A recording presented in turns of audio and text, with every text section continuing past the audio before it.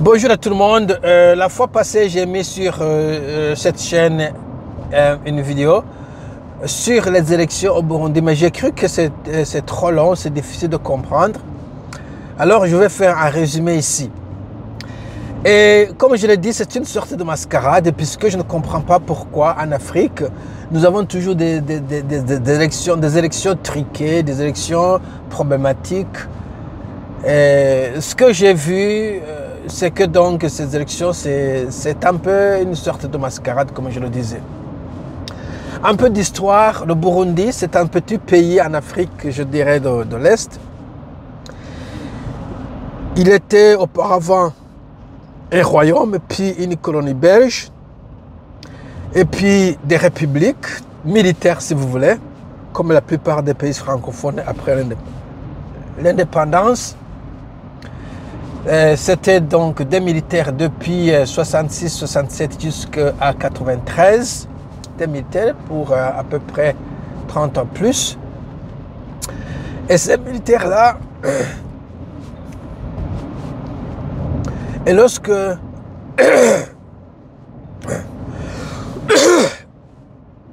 will cut this. Et puis en 1993, on a élu un premier président civil qui n'était pas militaire. Malheureusement, les militaires ne l'ont pas voulu. Ils l'ont assassiné, ils l'ont tué 3 mois, je crois, après les élections. Il n'est plus. Et depuis ce jour-là, on a vu des situations de désordre. Mais en 2200, je crois 2025, 2005, il y a eu un certain accord à Arusha en Tanzanie. Et je crois qu'on a voulu installer un gouvernement démocratique. Mais ce qui s'est passé la semaine passée, ça montre que le pays est loin d'être démocratique. Nous avons en fait un gouvernement ou un parti au pouvoir. Et nous avons une multitude de partis politiques, je crois que c'est 20 ou plus, qui donc étaient candidats à ces élections-là. Alors, ce qui se passe, les élections se passent dans différentes provinces du pays. Et puis, si vous n'atteignez pas votre parti politique, ou vous êtes, donc votre parti politique n'atteint pas 2% des suffrages généraux, vous n'allez pas avoir de parlementaires. Peu importe, n'importe quoi. Si en général, si même vous gagnez toute une région, c'est peut-être impossible, mais que dans la moyenne générale, vous n'avez pas 2%, vous n'avez pas de candidat, vous n'allez pas avoir personne dans le nouveau parlement. Alors, ce qui s'est passé, le parti à pouvoir a gagné 96,50 combien pour cent? 96,5% en général.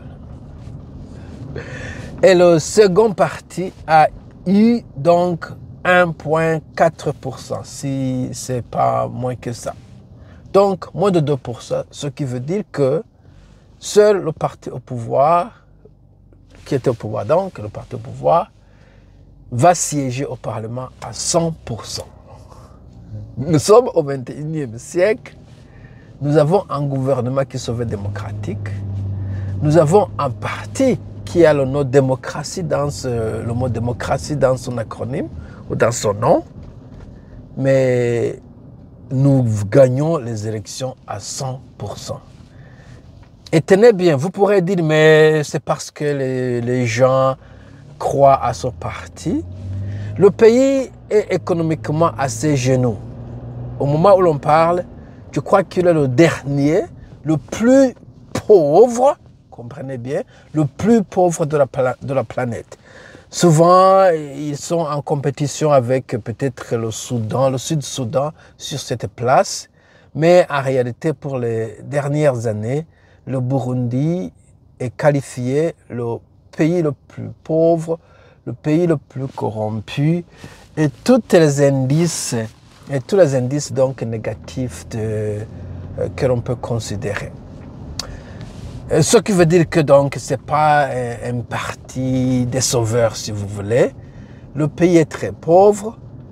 Il y a carence de pétrole, il y a carence de sucre, il y a carence de toutes choses. Les salaires ne suffisent pas, même les enseignants, professeurs à l'université ne peuvent pas du mois joindre les deux bouts du mois. Mais en réalité, 10%, 100% des élections, c'est vraiment très catastrophique et très regrettable. Alors, les gens disent souvent, je l'ai entendu parler, que donc l'Afrique n'est pas prête pour la démocratie ou que le système démocratique n'est pas propice pour l'Afrique. Je l'ai même entendu dire pour le cas du Burkina Faso. Mais alors, pourquoi est-ce que le système démocratique ne peut pas travailler en Afrique puisqu'il travaille ailleurs? Pourquoi pas? Je ne comprends pas. Et si cela ne travaille et que nous l'avons remarqué, quel est le système qui travaille, puisque je ne vois rien qui travaille pour l'instant. La plupart des pays africains sont vraiment dans un grand désordre. J'ai vu quelqu'un, je crois que c'est, j'ai oublié son nom, c'est un gars que je suis sur Internet. Il critiquait la diaspora comme quoi nous critiquons l'Afrique. Mais en réalité, nous avons un grand problème en Afrique et dans la plupart des pays. Un problème de sécurité nationale d'abord. Et souvent, on peut blâmer les Européens et les colons, mais souvent, c'est un problème interne où nous avons des tribus qui s'arrachent, où nous avons des gouvernements qui ne respectent pas nos droits, mais qui sont aussi incompétents. Il y a une incompétence vraiment inouïe sur le continent africain, peu importe les Blancs. Et souvent, je vous donne souvent un scénario. À supposer que, par exemple, on a enlevé tous les blancs de la planète et nous restons seulement avec les noirs. Est-ce que vous croyez que nos pays iront mieux? Et mon jugement, c'est que pas nécessairement. La plupart des problèmes que nous avons en Afrique n'ont rien à voir avec l'Occident.